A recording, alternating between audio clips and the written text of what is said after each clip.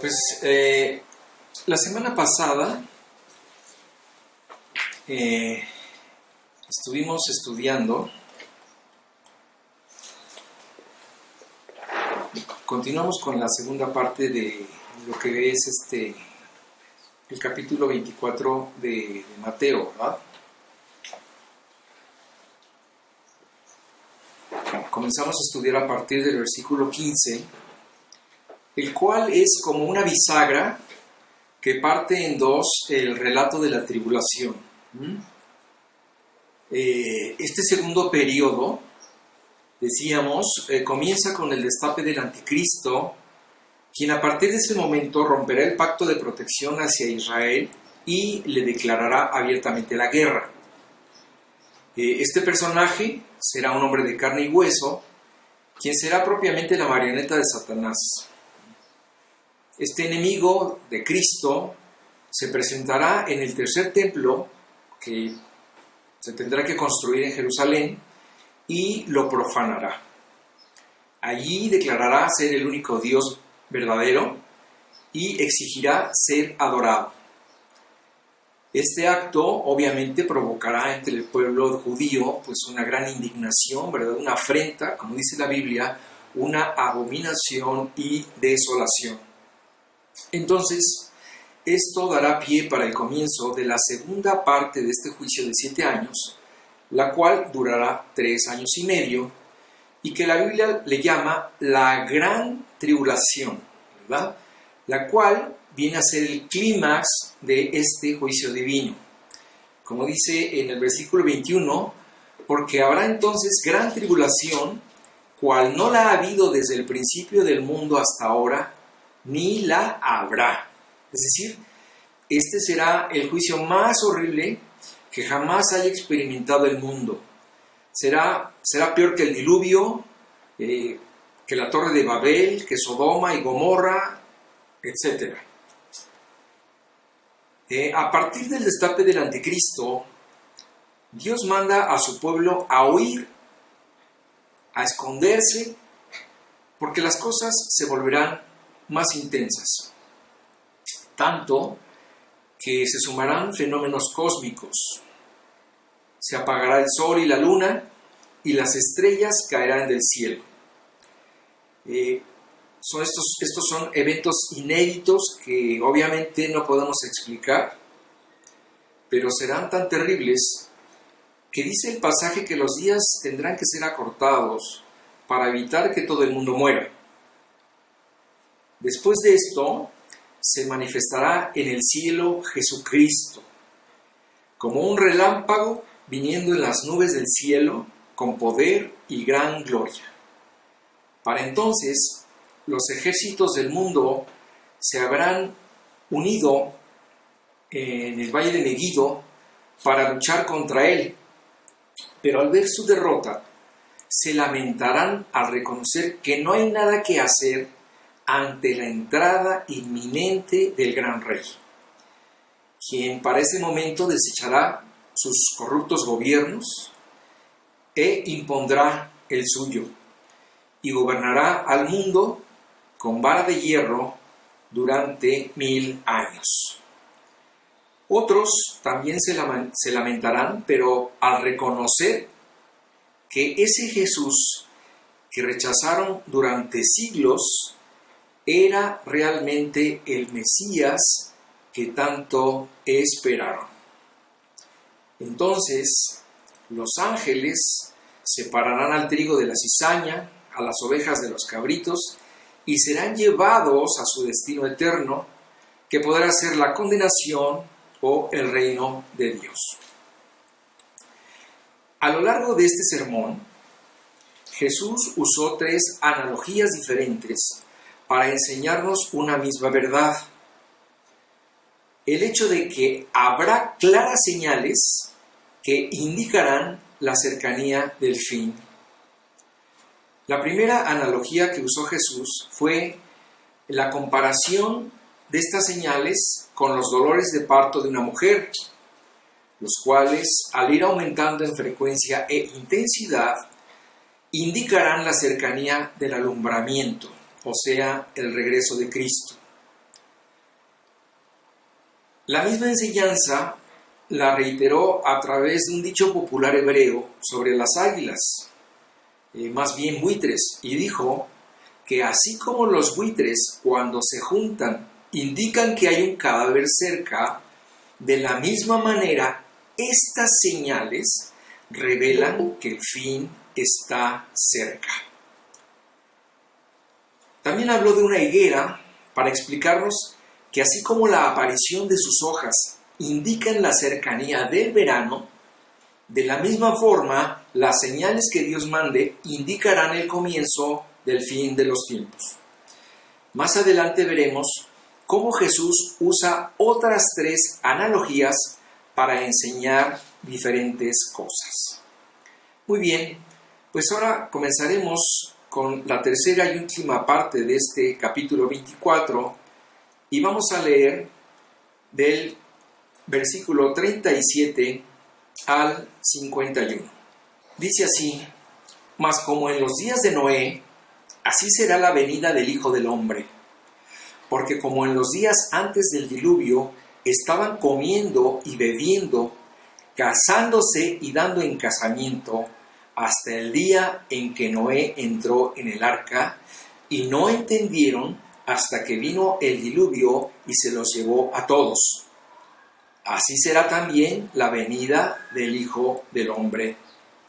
Entonces estarán 2 en el campo, el uno será tomado y el otro será dejado.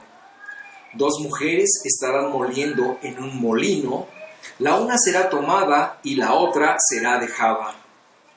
Velad pues, porque no sabéis a qué hora ha de venir vuestro Señor.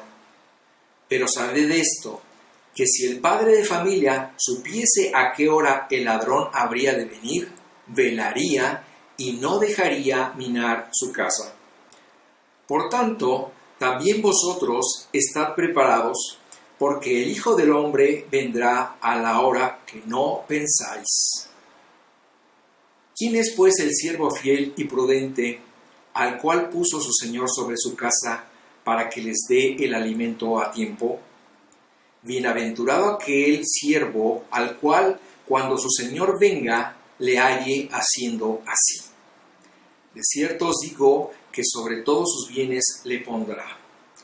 Pero si aquel siervo malo dijere en su corazón, mi Señor tarda en venir, y comenzare a golpear a sus consiervos, y aun a comer y a beber con los borrachos, vendrá el Señor de aquel siervo en día que éste no espera y a la hora que no sabe, y lo castigará duramente, y pondrá su parte con los hipócritas. Allí será el lloro y el crujir de dientes. Muy bien. Bueno, pues así como les comentaba que Jesús usó la analogía de los dolores de parto, de la higuera y de los buitres, ahora nos da otra analogía aludiendo a los días de Noé. Nos habla de otro tipo de señales que provendrán de la sociedad que vivirá en esos últimos días. En los días previos al diluvio había una gran indiferencia con respecto a las cosas de Dios. A pesar de las advertencias de Noé, de la cercanía del juicio de Dios por medio de un diluvio, ellos siguieron con sus vidas como si nada. Dice el pasaje que estaban comiendo y bebiendo, casándose y dando en casamiento. Es decir, toda su atención estaba volcada en esta vida, en lo material, en su diversión y en un desenfreno hedonista. De esa generación, ni uno solo respondió al llamado de Noé. Ni uno solo. Simplemente 8 personas, las más allegadas a Noé, respondieron. Su esposa, sus 3 hijos y sus 3 nueras. Todos los demás, como dice Primera de Pedro 3:20, murieron ahogadas. Vamos a leer este versículo que dice así: los que en otro tiempo desobedecieron, cuando una vez esperaba la paciencia de Dios en los días de Noé, mientras se preparaba el arca, en la cual pocas personas, es decir, 8, fueron salvadas por agua. Es decir, vemos una incredulidad tremenda, porque durante 120 años, que fueron los años que duró la construcción del arca, Noé estuvo hablando constantemente de la proximidad de un juicio divino. Y esta advertencia no los movió ni un poco. Toda su predicación fue en vano. Siempre lo tuvieron como un fanático loco que hablaba de cosas que jamás iban a suceder. Pero Dios determinó dar 120 años de oportunidad para que ellos creyeran, y ninguno creyó. Después de ver a este pregonero de Dios todos los días afuera de su barca, insistiendo a que entraran en ella, dice el relato bíblico que un día ya no lo vieron más. Esto seguramente les intrigó, pero siguieron indiferentes. Y como dice el versículo 38 y 39, hasta que un día Noé dejó de hablar y entró en el arca. Y no entendieron hasta que vino el diluvio y se los llevó a todos. Y dice Jesús, así será también la venida del Hijo del Hombre. La experiencia de Noé me hace reflexionar sobre la de todos los creyentes que luchamos todos los días para que las personas oigan el mensaje de Dios. Y les hablamos del juicio futuro, de la condenación, del sacrificio de Jesús, de su regalo de salvación, y pues muchas veces nos encontramos con rechazo, indiferencia y burla. Pero al igual que entonces llegará el día en que el tiempo se acabe y le sucederá como en los días de Noé, que no entendieron hasta que vino el diluvio y se los llevó a todos. Imagínate, cuando empezaron a caer las primeras gotas de lluvia sobre sus cabezas, comenzaron a creer, pero ya era demasiado tarde. Pronto el agua les llegó hasta el cuello y todos perecieron ahogados. Y es que Dios siempre le da al hombre la oportunidad de convertirse hasta el último segundo de su vida. En ese entonces, pues la oportunidad terminó cuando Noé entró al arca y se cerraron sus puertas después de haberles advertido acerca del juicio todos los días durante 120 años. Pero no entendieron hasta que ya fue demasiado tarde. De la misma forma sucederá cuando las señales se acaben. Como dice el pasaje, así será la venida del Hijo del Hombre. Cuando Jesús regrese, se darán cuenta que esas señales presagiaban su regreso. Pero siempre, igual que entonces, hasta el último segundo, tendrán la oportunidad para que todo aquel que crea se salve, como dice Hechos 2, 20 y 21. El sol se convertirá en tinieblas y la luna en sangre antes que venga el día del Señor grande y manifiesto. Y todo aquel que invocare el nombre del Señor será salvo.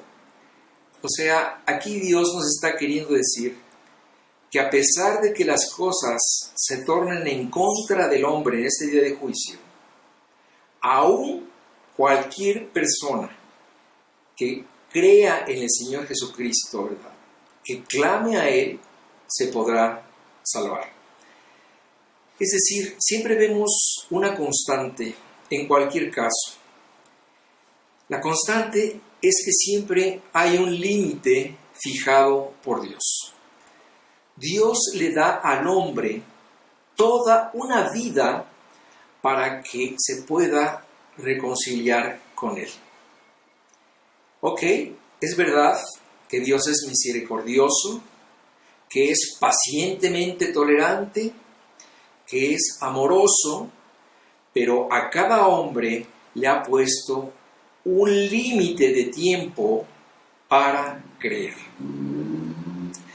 También es verdad que tu vida es muy apreciada por Él, y por eso antes de que tu vida se acabe, Dios no dejará de luchar hasta el último segundo contra tu incredulidad para que tomes la decisión de reconciliarte con Él. Sin embargo, tarde o temprano llegará ese momento en el que todos se ponen serios, los días previos a la muerte, y luego se pondrán más serios porque irán a la presencia de Dios, como dice Hebreos 9:27. Y de la manera que está establecido para los hombres, que mueran una sola vez y después de esto el juicio. En el tiempo de Noé, el juicio de Dios fue súbito, inesperado y avasallador.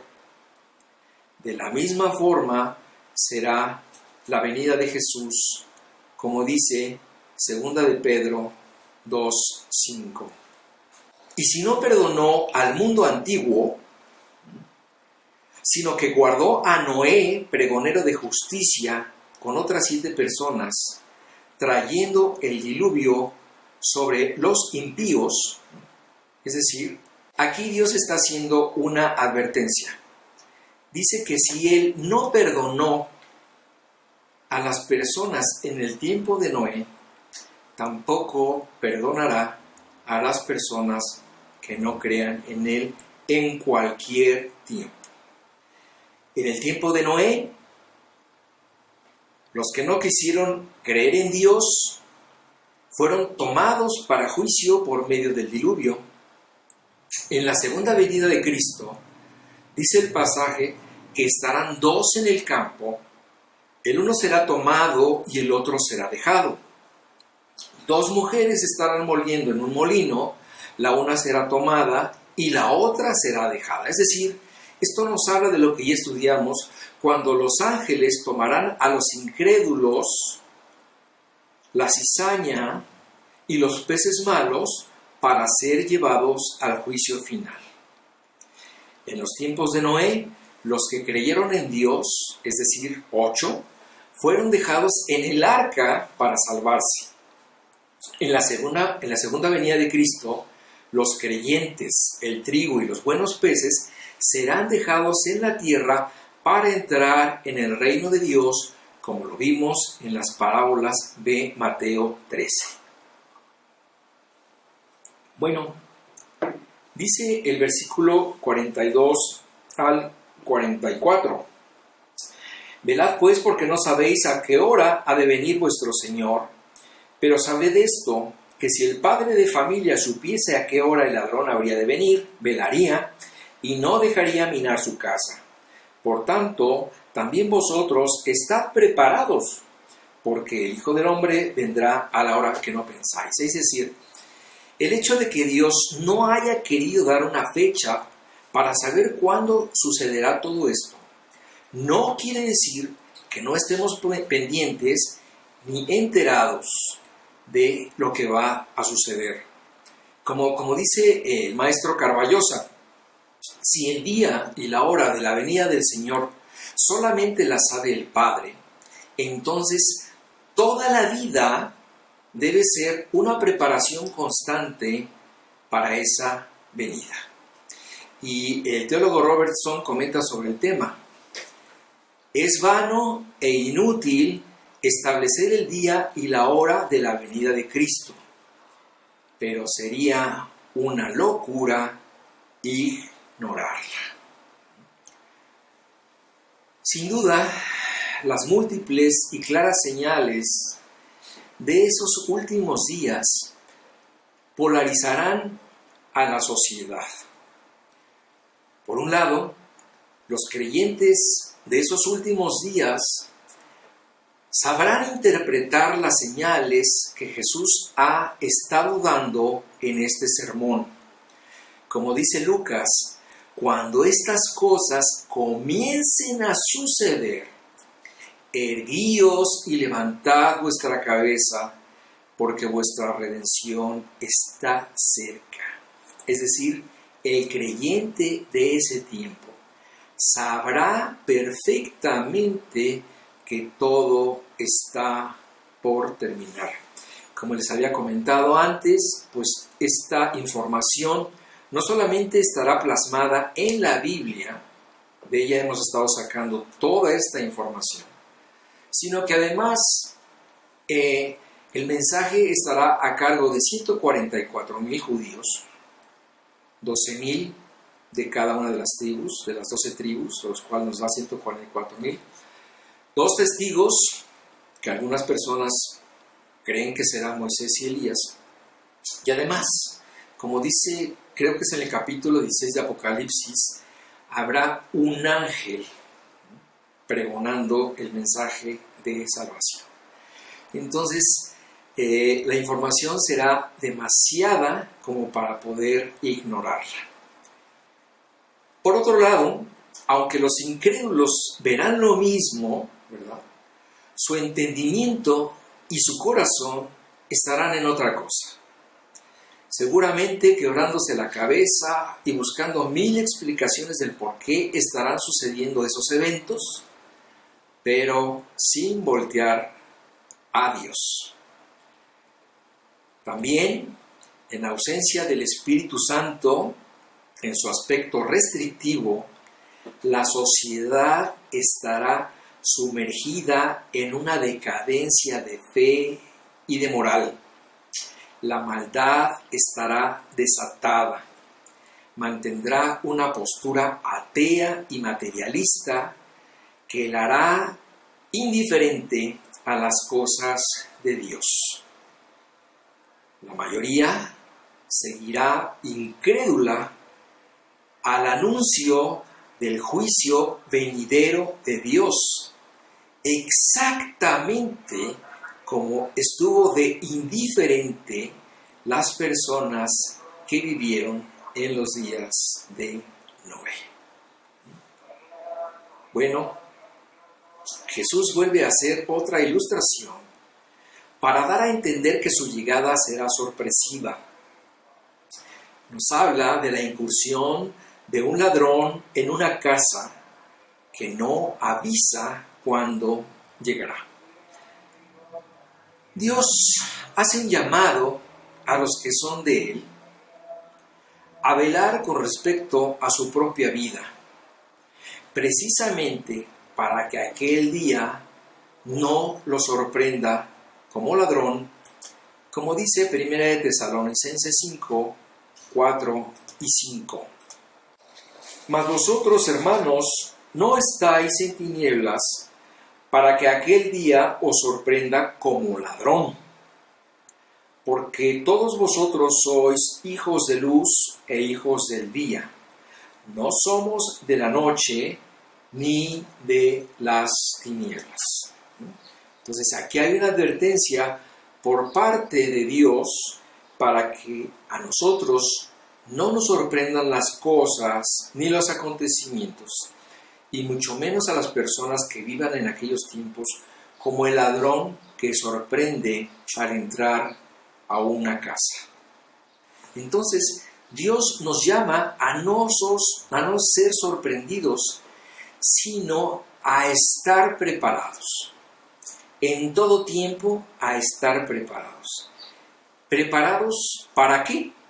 Bueno, esta última generación estará advertida como nadie del regreso del Señor. Para quien entienda las señales de esos últimos días, será muy obvio que Jesús está muy cerca. Por eso Dios los llama para estar preparados, porque el encuentro con el Señor estará prácticamente a las puertas. Para los que hemos de vivir antes de que esto suceda, el llamado es el mismo: estar preparados para nuestro encuentro con el Señor. Porque si de algo podemos estar seguros en esta vida, es que un día moriremos y después, como leímos, nos encontraremos cara a cara con Dios.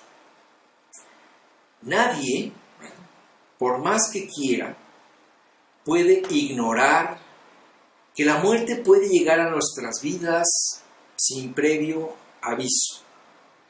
Y por esta razón, el llamado a estar preparados para encontrarnos con Dios es válido para cualquier generación. Como dice el profeta Amós, prepárate para venir al encuentro de Dios. Ahora, ¿cómo me puedo preparar para el encuentro con Dios? Bueno, las condiciones son las mismas para cualquier tiempo, para cualquier época y para cualquier edad. Desde luego, estoy hablando de una preparación espiritual. Y la idea básica es reconciliarte, es ponerte a cuentas con Dios antes de que la muerte te sorprenda. Para esto, pues debes admitir honestamente que eres un pecador. Debes arrepentirte de todo corazón por haber pecado. Debes clamar por tu perdón a Dios. Tienes que creer y confiar completamente en que Jesús murió en la cruz para pagar tus pecados. Y tienes que hacer tuyo ese pago haciendo tuyo a Jesucristo. Esta es la forma que Dios ha diseñado para que los hombres se preparen y estén listos en cualquier momento para encontrarse con Dios. Dice el versículo 45 al 51. ¿Quién es pues el siervo fiel y prudente, al cual puso su Señor sobre su casa para que les dé el alimento a tiempo? Bienaventurado aquel siervo al cual cuando su Señor venga le halle haciendo así. De cierto os digo que sobre todos sus bienes le pondrá. Pero si aquel siervo malo dijere en su corazón, mi Señor tarda en venir, y comenzare a golpear a sus consiervos, y aún a comer y a beber con los borrachos, vendrá el Señor de aquel siervo en día que éste no espera, y a la hora que no sabe, y lo castigará duramente, y pondrá su parte con los hipócritas. Allí será el lloro y el crujir de dientes. ¿Ven? Para finalizar con esta parte del sermón, Jesús nos da una última analogía. Se trata de un siervo fiel y prudente a quien Dios ha puesto sobre su casa. Este siervo fiel y prudente representa al buen creyente a quien Dios le ha confiado su casa, esto es, sus intereses, su obra, su gente, su iglesia, con la finalidad de alimentarla. Es decir, aquí Dios nos está dando las características de un creyente fiel y prudente. el cual no solamente ha tenido cuidado primeramente por la salvación de su alma, sino que además se prepara para compartir con los demás, para alimentar a los demás en las verdades y en las enseñanzas que Dios ha plasmado en su palabra. Claro, partimos de la base que cuando una persona conoce a Cristo, experimenta un parteaguas en su vida. El hecho de tener un verdadero encuentro con Dios se debe de notar y debe de conllevar un cambio completamente en esta persona, en pensamiento y en obra. Un nuevo ser surge a partir de un viejo ser y se traduce en un cambio de metas, de valores, de vida, de actitudes, de comportamiento, etc. Surge un nuevo hombre con la intención de ponerse al servicio de su Señor. Bueno, entonces, en este momento, Jesús se dirige a este buen creyente, a este siervo fiel y prudente, y le da estas palabras de aliento. Le llama bienaventurado y le hace saber que será bendecido. Jesús les está prometiendo que su fidelidad y su trabajo serán recompensados. Esto es algo que no solamente nos debe mover, ¿verdad?, a servir a Dios, sino que nos debe alentar a hacerlo. El hecho de que no solamente Dios nos da la oportunidad de trabajar para Él, sino que además que esto en sí mismo ya es un privilegio y es un regalo de parte de Dios, sino que además de esto, la Biblia habla de que todos los creyentes fieles serán recompensados. Esto será a cabo en una ceremonia en el cielo que la Biblia le llama el tribunal de Cristo.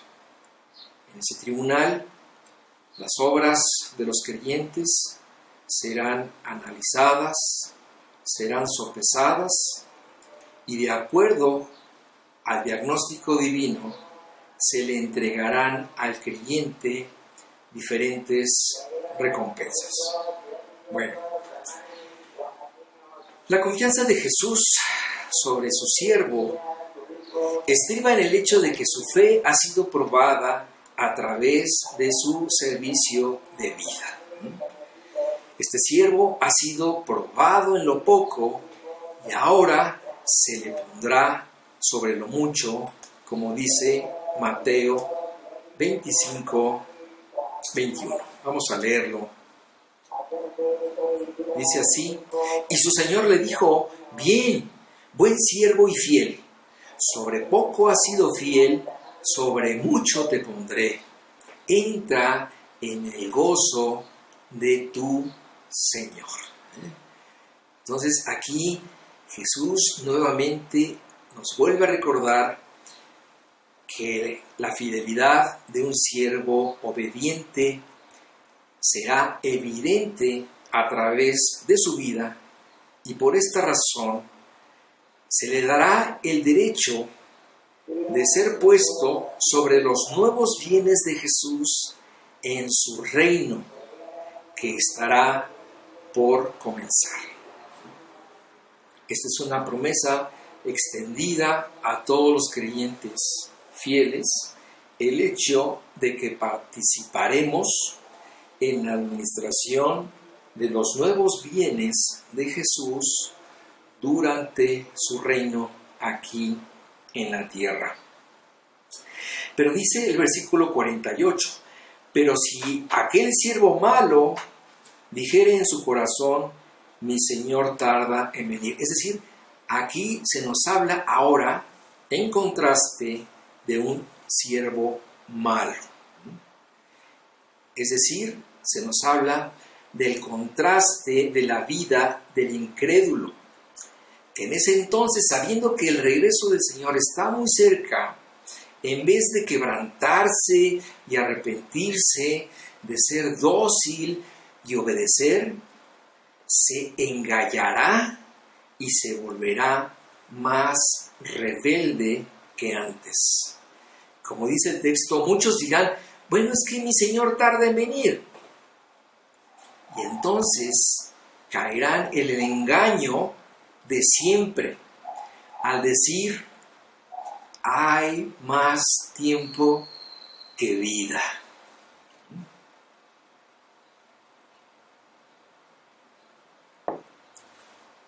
El teólogo Barclay contaba una fábula al respecto. Hablaba de 3 diablitos que vendrían al mundo a hacer de las suyas. Y discutían con su jefe Satanás sobre la mejor manera de tropezar al hombre.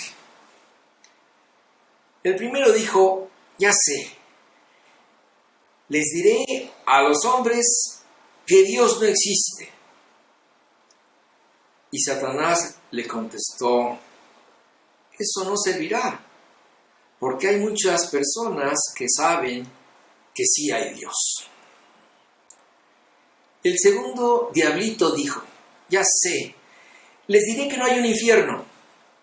Y Satanás le contestó, no, con eso no engañarás a nadie, porque los humanos saben en su interior que el pecado conduce al infierno. Y entonces salió el tercer diablito y dijo, ya sé, les diré que no tengan prisa. Adelante, le contestó Satanás, tú vas a hacer que se pierdan millones de personas. El más peligroso de todos los engaños es pensar que hay tiempo de sobra para todo.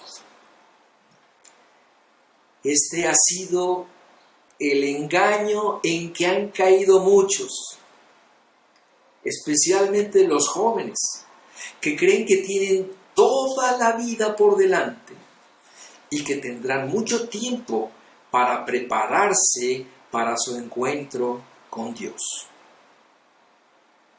Piensan que, bueno, estas cosas de la muerte y de la otra vida, pues es para los viejitos que ya están más para allá que para acá. Qué ilusos son los que piensan así. Bastaría con ver las noticias de hoy para darnos cuenta que la muerte no solo alcanza a los viejitos y a los enfermos. El hombre que Dios reconoce como el más sabio que ha existido en toda época, el rey Salomón, en su libro Eclesiastés, hace un llamado al joven, precisamente para que su juventud no sea hueca ni vana, sino que la aproveche para conocer a Dios y para que ponga este vigor, esta fuerza y esta juventud al servicio de Dios, como dice Eclesiastés 12:1. Se dirige al joven y le dice, acuérdate de tu Creador en los días de tu juventud, antes que vengan los días malos y lleguen los años de los cuales digas, no tengo en ellos contentamiento. Dice el versículo 49, y comenzaré a golpear a sus consiervos y aún a comer y a vivir con los borrachos. Bueno, En toda época, y especialmente al final de los tiempos de los que estamos hablando, los falsos creyentes y los incrédulos se voltearán en contra de aquellos que aman a Dios, los traicionarán y los entregarán al anticristo. En medio del desastre en el que estará envuelta la humanidad, los aquí calificados como siervos malos, en vez de voltear a Dios y buscar consuelo en Él, se voltearán a comer y beber con los borrachos. Es decir, usarán sus últimas fuerzas en su autodestrucción y en complacerse a sí mismos. Como decía Pablo, su filosofía de vida será: comamos y bebamos, porque mañana moriremos. El versículo 50 y 51 dice así: vendrá el Señor de aquel siervo en día que éste no espera, y a la hora que no sabe, y lo castigará duramente, y pondrá su parte con los hipócritas. Allí será el lloro y el crujir de dientes. Bueno, al final, este mal siervo será tomado por sorpresa, porque su amo regresará sin avisar y será sorprendido en su maldad. Y lo castigará y pondrá su parte con los hipócritas. Esto es, Dios conoce a los que son suyos y sabrá distinguir lo falso de lo verdadero.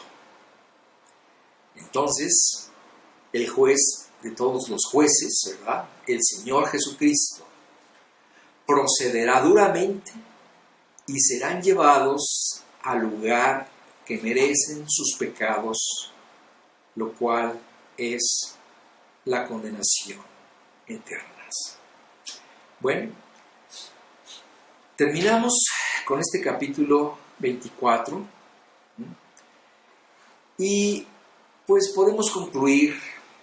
Yo cuando estaba estudiando esto, yo decía, qué bondadoso es Dios realmente al hablarnos de estas cosas. En primer lugar, pues para hacernos conscientes de que así como habrá un juicio sobre toda la humanidad incrédula, también habrá un juicio personal sobre todo aquel que no ponga su confianza en el juicio que Jesús llevó a cabo por sus pecados en la cruz. Y esto debería hacernos pensar acerca de cuál es nuestra relación con nuestro Creador. Aquel que aún no conoce a Cristo, pues sin duda debería reflexionar sobre la importancia de estar bien con Dios hoy. Porque vendrá un día el Señor a pedirnos cuentas. Como dice el pasaje, el día que no esperamos y a la hora que no sabemos. Por eso el imperativo de estar siempre preparados para el encuentro con nuestro Dios. Por otra parte, aquel que ya conoce a Dios debería renovar sus votos para agradar y servir a Dios con todo su corazón. Porque igualmente no sabemos cuántos días nos quedan de nuestra vida y yo creo que valdría la pena ponerlos al servicio de nuestro Dios. ¿Para qué? Pues precisamente para que el día de nuestro encuentro con Dios no nos sorprenda como un ladrón,